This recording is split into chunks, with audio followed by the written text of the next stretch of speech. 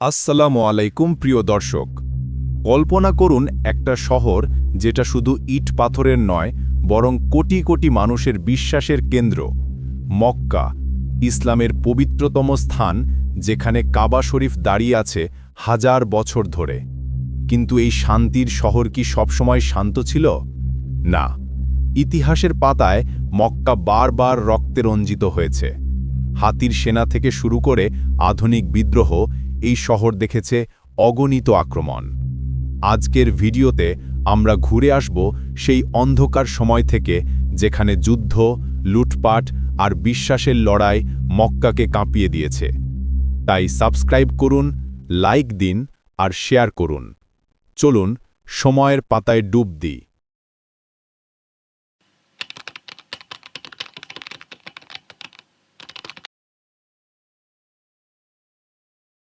প্রায় ১৫০০ বছর আগে ইয়েমেন শাসন করছিলেন খ্রিস্টান গভর্নর আব্রাহা আল আশরাম। তার রাজধানী সানা শহরে তিনি গড়ে তোলেন এক বিশাল গির্জা, কুলাইজ গির্জা।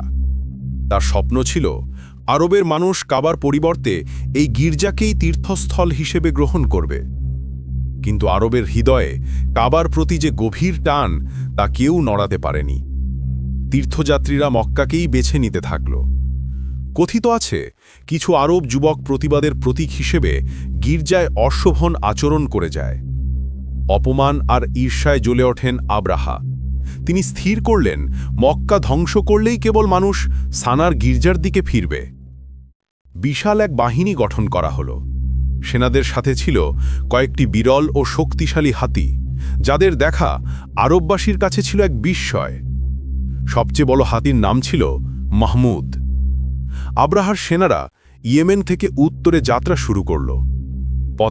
পথের গোত্রগুলো ভীত হয়ে তাদের জন্য রসদ জোগাল। মক্কার কাছাকাছি পৌঁছে আব্রাহার লোকেরা শহরের উপকণ্ঠে পশু লুট করতে থাকে। সেই সময় কুরাইশ নেতা আব্দুল মুত্তালিব, প্রিয়নবী সাল্লাল্লাহু আলাইহি ওয়াসাল্লামের দাদু, আব্রাহার শিবিরে গিয়ে তাদের কাছ থেকে কাবার উট ফেরত চান। আব্রাহা অবাক হয়ে বলল, তোমরা কি কাবা রক্ষা করবে না? আব্দুল মুত্তালিব শান্তভাবে উত্তর দিলেন, উটগুলো আমার, তাই ফেরত চাই। কাবার মালিক আল্লাহ, তিনি নিজেই এর রক্ষা করবেন। মক্কার মানুষ যুদ্ধের শক্তি না থাকায় শহর ছেড়ে পাহাড়ে আশ্রয় নিল। আব্রাহা তার হাতির বাহিনী নিয়ে কাবার দিকে অগ্রসর হতে উদ্যত হলেন। কিন্তু তখনই ঘটল অলৌকিক ঘটনা। আকাশ হঠাৎ ঘন মেঘে ঢেকে গেল। অসংখ্য পাখি আবাবিল ঝাঁকে ঝাঁকে নেমে এলো। তাদের ঠোঁট ও পায়ে ছিল ছোট ছোট পোড়া পাথর, সিজ্জিলের পাথর। এই পাখিরা ঝড়ের মতো সেই পাথর বর্ষণ করতে শুরু করল। পাথরগুলি এত শক্তিশালী ছিল যে সেনাদের শরীর ছিদ্র বেয়ে গেল। মহামারীর মতো অসুখ ছড়িয়ে পড়ল। হাতিরা ভয়ে ও যন্ত্রণায় ছুটোছুটি করতে লাগল। বিশাল বাহিনী মুহূর্তেই ধ্বংস হয়ে গেল। কোরআনের সূরা ফিল অর্থাৎ সূরা ১০৫ এই ঘটনাকে স্পষ্টভাবে উল্লেখ করা হয়েছে। তুমি কি দেখনি তোমার প্রতিপালক হাতিওয়ালাদের সাথে কেমন আচরণ করেছেন? তিনি তাদের ওপর পাঠিয়েছিলেন পাখি, যারা পোড়ামাটির পাথর নিক্ষেপ করেছিল। এই ঘটনার বছরকে বলা হয় আমুল ফিল, হাতির বছর। আর আশ্চর্যের ব্যাপার হচ্ছে, সেই একই বছরেই জন্মগ্রহণ করেন মানবতার শ্রেষ্ঠ নবী মুহাম্মদ মুস্তাফা সাল্লাল্লাহু আলাইহি ওয়াসাল্লাম।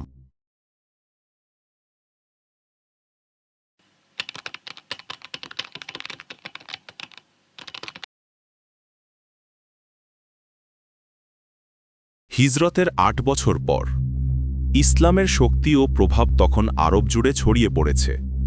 কিন্তু কুরাইশরা তাদের পুরনো প্রতিশ্রুতি রাখতে ব্যর্থ হয়। হুদাইবিয়ার শান্তি চুক্তি, যা ৬ হিজরিতে মদিনার মুসলমানদের সাথে কুরাইশরা করেছিল, কুরাইশ গোত্রের মিত্ররা ভেঙে দেয়।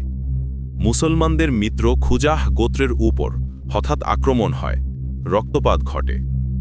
খবর মদিনায় পৌঁছতেই প্রিয় নবী মোহাম্মদ সাল্লাল্লাহু আলাইহি ওয়াসাল্লাম সিদ্ধান্ত নিলেন, এই অন্যায়ের অবসান ঘটাতে হবে। তিনি ধ্বংস নয়, ন্যায় ও শান্তি প্রতিষ্ঠার উদ্দেশ্যেই মক্কামুখী হলেন।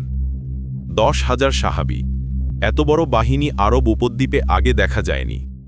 কিন্তু সবার হাতে শান্তির নিশান। নবী সাল্লাল্লাহু আলাইহি ওয়াসাল্লাম গোপনীয়তা রক্ষা করে চলতে থাকলেন, যেন অপ্রয়োজনীয় যুদ্ধ না হয়। কুরাইশরা যখন খবর পেল তখন দিশাহারা হয়ে পড়ল। শক্তির এই প্রদর্শন দেখে তাদের মন ভয়ে ও শ্রদ্ধায় নত হয়ে যায়। মক্কার কাছে নবী সাল্লাল্লাহু আলাইহি ওয়াসাল্লাম সেনাদের চারপাশে আগুন জ্বালানোর নির্দেশ দিলেন, যেন রাতের আধারে দূর থেকে শহরবাসী আলোর সমুদ্র দেখে বুঝতে পারে প্রতিরোধ অর্থহীন। কুরাইশ নেতা আবু সুফিয়ান আলোয় ভরা মরুভূমি দেখে বিস্মিত হয়ে নবীর কাছে এসে ইসলাম গ্রহণ করলেন। 630 খ্রিস্টাব্দের রমজান মাসের 20 তারিখ সকালবেলায় মুসলিম বাহিনী 4 দিক থেকে শহরে প্রবেশ করে। কোথাও তলোয়ার তলা হয়নি, কোথাও রক্তের ফোঁটা ঝরেনি। মক্কা প্রান্তিপূর্ণভাবে ইসলামের পতাকার নিচে ফিরে এলো। কাবার প্রাঙ্গণে নবী মোহাম্মদ সাল্লাল্লাহু আলাইহি ওয়াসাল্লাম দাঁড়িয়ে বললেন, আজ প্রতিশোধ নয়, আজ ক্ষমার দিন। তিনি কুরাইশদের উদ্দেশ্যে ঘোষণা দিলেন, যারা নিজ ঘরে থাকবে, যারা কাবায় আশ্রয় নেবে তারা নিরাপদ। যারা অতীতে মুসলমানদের নির্যাতন করেছিল, এমনকি তার প্রাণ নিতে চেয়েছিল, সবাইকে ক্ষমা করে দিলেন। এরপর নবী সাল্লাল্লাহু আলাইহি ওয়াসাল্লাম কাবার ভেতর প্রবেশ করে মূর্তিগুলো এক এক করে সরিয়ে দিলেন। কাবা আবার তার আসল তাওহীদের ঘর হয়ে উঠল। ফতে মক্কা ইতিহাসে শুধু একটি সামরিক বিজয় নয়, এটি ছিল ক্ষমা, ন্যায় বিচার আর মানবতার জ্যোতির্ময় উদাহরণ, যা আজও সারা বিশ্বে শান্তির বার্তা ছড়িয়ে দেয়।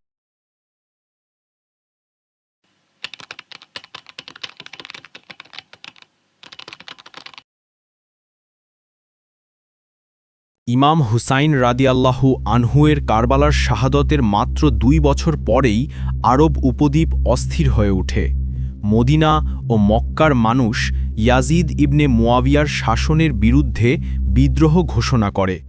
মদিনায় প্রথমে বড় একটি বিদ্রোহ হয়, যা ওয়াকিয়াতুল হাররা নামে ইতিহাসে পরিচিত।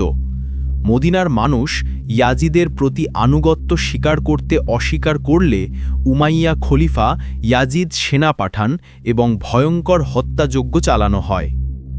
মদিনার এই দমন অভিযান শেষে ইয়াজিদের সেনাপতি হাসেন ইবনে নামিরা বিশাল সেনাবাহিনী নিয়ে মক্কার দিকে অগ্রসর হন। উদ্দেশ্য বিদ্রোহ দমন করে পুরো হিজাজকে ইয়াজিদের নিয়ন্ত্রণে আনা। মক্কার তৎকালীন নেতা ও মহান মুফতি আবদুল্লাহ ইবনে জুবাইর কাবার চারপাশে প্রতিরক্ষা গড়ে তোলেন। শহরের সাধারণ মানুষ, হাজি ও বিদ্রোহীরা একসঙ্গে মক্কা রক্ষার প্রস্তুতি নেয়। চারদিক থেকে ভেসে আসে উত্তেজনার স্লোগান, কোনো জুলুম মেনে নেওয়া হবে না। রাত নেমে এলে ইয়াজিদের সেনারা শহর ঘিরে অবরোধ শুরু করে। তাদের হাতের শক্তিশালী ম্যানজানিক পাথর ছোড়ার বিশাল যন্ত্র ছিল, যা দিয়ে তারা আগুন লাগানো পাথর ছুটতে থাকে।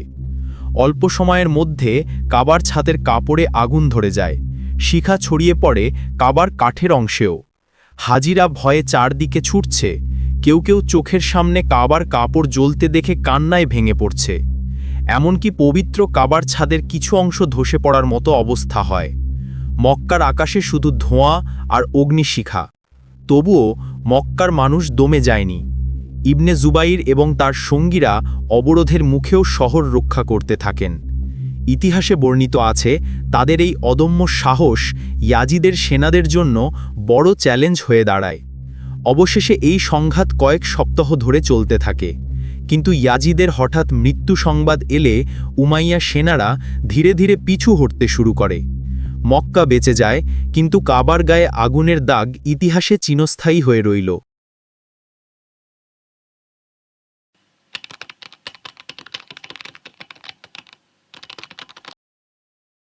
ইমাম হুসেন রাদিয়াল্লাহু আনহুর কারবালার মর্মান্তিক ঘটনার পর উমাইয়া খেলাফত দুর্বল হয়ে পড়ে। 683 খ্রিস্টাব্দে ইয়াজিদের আকস্মিক মৃত্যুর পর আরবের বিভিন্ন অঞ্চলে অস্থিরতা ছড়িয়ে যায়।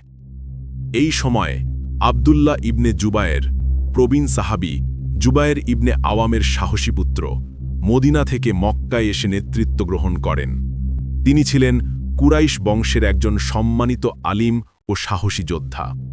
ইসলামের ন্যায়নীতি রক্ষা আর উমাইয়া শাসনের জুলুমের প্রতিবাদে তিনি নিজেকে খলিফা ঘোষণা করেন। কিছুদিনের মধ্যেই হিজাজ, ইয়েমেন, ইরাক ও মিশরের বহু অঞ্চল ইবনে জুবায়েরের পক্ষে চলে আসে। দামেশকে নতুন উমাইয়া শাসক আব্দুল মালিক ইবনে মারওয়ান একে তার খেলাফাতের জন্য বড় চ্যালেঞ্জ মনে করলেন।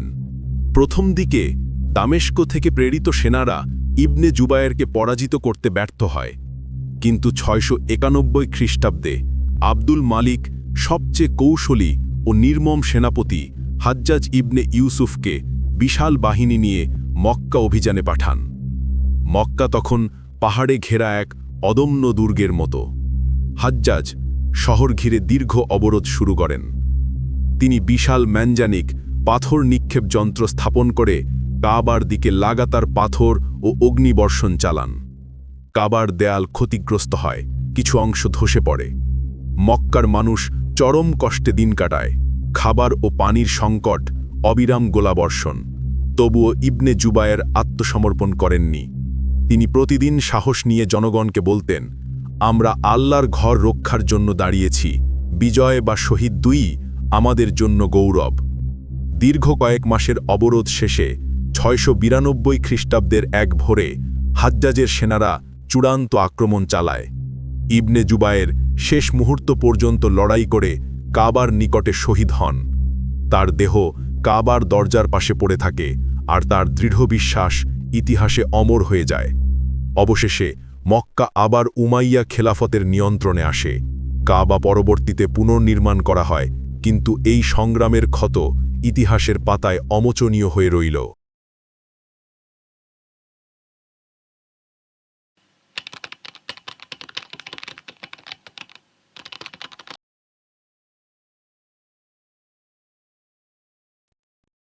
দশম শতকের শুরুতে আরব উপসাগর জুড়ে এক উগ্র শিয়া ইসমাইলি গোষ্ঠীর উত্থান ঘটে। তারা পরিচিত ছিল কারমাতি নামে। এই দলটি ধর্মীয় আদর্শের আড়ালে এক ভয়ঙ্কর সামরিক শক্তি গড়ে তুলেছিল। কেন্দ্র ছিল বর্তমান বাহরাইনের কাছাকাছি আল আহাসা অঞ্চল। কারমাতিদের লক্ষ্য ছিল স্পষ্ট, ইসলামের মূল কেন্দ্র মক্কা ও খেলাফতকে দুর্বল করা। 930 খ্রিস্টাব্দে 317 হিজরিতে হজের মৌসুমে লাখো হাজি পবিত্র কাবার চারপাশে ইবাদতে মগ্ন। মানুষ তখন জানতই না কি ভয়াল অন্ধকার নেমে আসছে। হঠাৎ পূর্ব দিক থেকে ঝড়ের মতো হামলে পড়ে কারমাতি নেতা আবু তাহের আল জানাবির নেতৃত্বাধীন হাজার হাজার সশস্ত্র সৈন্য। তাদের তলোয়ারের আঘাতে মুহূর্তেই শুরু হয় রক্তের বন্যা। ইতিহাসবিদদের বিবরণে আসে প্রায় 30,000 হাজি সেদিন নির্মমভাবে শহীদ হন। রক্তে ভেসে যায় কাবার চারপাশ। কাবার পানির কূপ জমজম পর্যন্ত রক্তে লাল হয়ে যায়। হাজিরিদের রক্ষা করার কোনো সুযোগ ছিল না। কারমাতিরা এমনকি মৃতদেহগুলো কাবার প্রাঙ্গণে ফেলে রাখে, কেউ সেগুলো দাফন করারও সাহস পায়নি। সবচেয়ে ভয়াবহ কাজ ছিল তারা কাবার গায়ে স্থাপিত হাজরে আসওয়াদ কালো পাথর উপড়ে নিয়ে যায়। এই পাথর মুসলমানদের কাছে কাবার অবিচ্ছেদ্য নিদর্শন। প্রবীণ ঐতিহ্য অনুযায়ী যা নবী ইব্রাহিম আলাহিসাল্লাম ও ইসমাইল আলাহিসাল্লাম স্থাপন করেছিলেন, কারমাতিরা সেই পবিত্র পাথর নিয়ে চলে যায় বাহরাইনের আল আহাসা অঞ্চলে তাদের ঘাঁটিতে। মুসলিম বিশ্ব শোকে মুহ্যমান হয়ে পড়ে। 22 বছর ধরে হাজরে আসওয়াদ তাদের কাছে বন্দী ছিল। এই সময় মক্কায় হজ পালন হয় ঠিকই, কিন্তু হাজিরা কালো পাথর চুম্বন করতে পারতেন না। এ যেন মুসলিম উম্মাহার হৃদয়ের এক বিশাল ক্ষত। অবশেষে দীর্ঘ আলাপ আলোচনা ও ভারী মুক্তিপণ প্রদানের পর প্রায় 951 খ্রিস্টাব্দে 339 হিজরিতে কারমাতিরা পাথরটি ফিরিয়ে দেয়।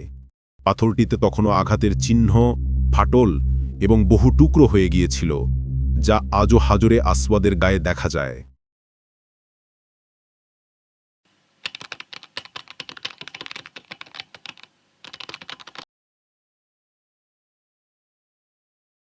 আঠারোশো শতকের শেষ দিকে ওসমানীয় খেলাফতের শক্তি ধীরে ধীরে দুর্বল হতে থাকে। আরব উপদ্বীপের হিজাজ অঞ্চল, যেখানে মক্কা মদিনা অবস্থিত, তখন মূলত ওসমানীয় নিয়ন্ত্রণে। কিন্তু নাজদের মরুপ্রান্তরে এক নতুন আন্দোলনের উত্থান হচ্ছিল। এই আন্দোলনের নেতৃত্বে ছিলেন ধর্মীয় সংস্কারক মোহাম্মদ ইবনে আব্দুল ওয়াহাব। মৃত্যু 1792। তার অনুসারীরা বিশ্বাস করতেন ইসলামের প্রকৃত তাওহিদি শিক্ষা বিকৃত হয়েছে, আরব সমাজে বিদাত ও শিরক ঢুকে পড়েছে। তারা নিজেদের মিশন বলতো ইসলামকে শুদ্ধ করা। ধর্মীয় এই আহ্বানের সাথে শক্তিশালী রাজনৈতিক সমর্থন যোগান নাজদের এক প্রভাবশালী গোত্রপ্রধান মোহাম্মদ ইবনে সৌদ। ওয়াহাবি সৌদি জোট ধীরে ধীরে সামরিক শক্তিতে পরিণত হয়। 1744 সাল থেকেই তারা মিলে নাজদের বিভিন্ন এলাকা দখল করতে শুরু করে। 1803 খ্রিস্টাব্দে এই জোটের লক্ষ্য হল পবিত্র শহর মক্কা। তাদের উদ্দেশ্য ছিল একদিকে ধর্মীয় সংস্কার, কাবার চারপাশে প্রচলিত তথাকথিত কুসংস্কার দূর করা, অন্যদিকে রাজনৈতিক দখলদারিত্ব, হিজাজে সৌদি ওয়াহাবি ক্ষমতা প্রতিষ্ঠা। ওয়াহাবি বাহিনী মরুভূমি পেরিয়ে মক্কার দিকে অগ্রসর হয়।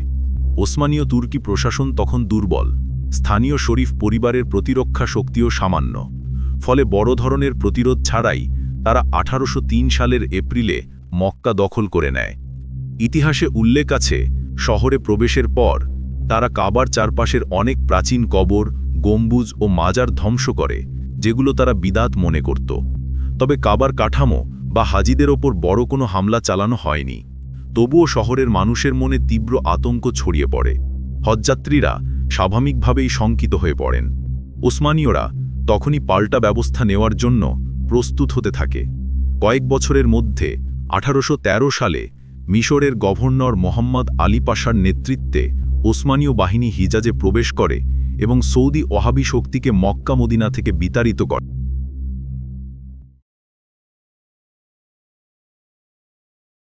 দর্শকবৃন্দ, মক্কা কোনো সাধারণ শহর নয়।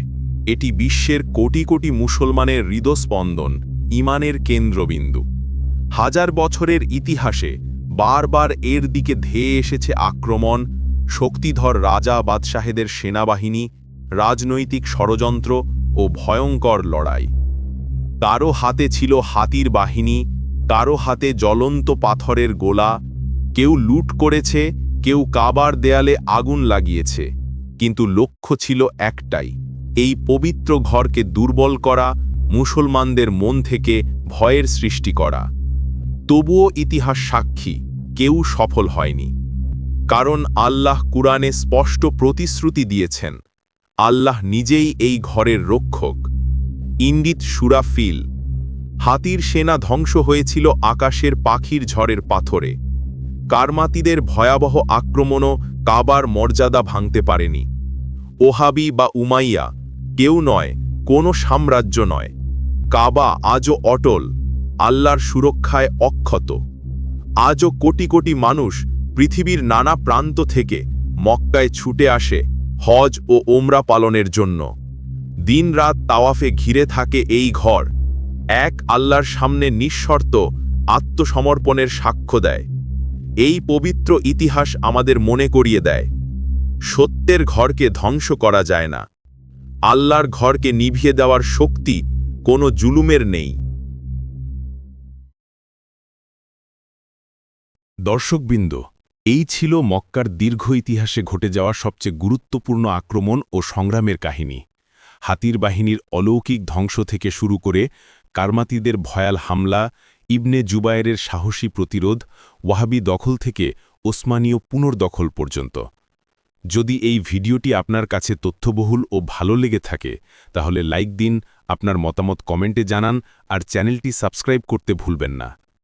আপনার একটি ছোট্ট লাইক ও শেয়ার আমাদের পরবর্তী কন্টেন্ট তৈরি করতে বড় প্রেরণা দেয়। ইনশাআল্লাহ, পরের বার আমরা হাজির হব আরও এক অনন্য ঐতিহাসিক ঘটনার বিশদ কাহিনী নিয়ে। ততদিন পর্যন্ত সবাই ভালো থাকুন, সুস্থ থাকুন। আল্লাহ হাফেজ।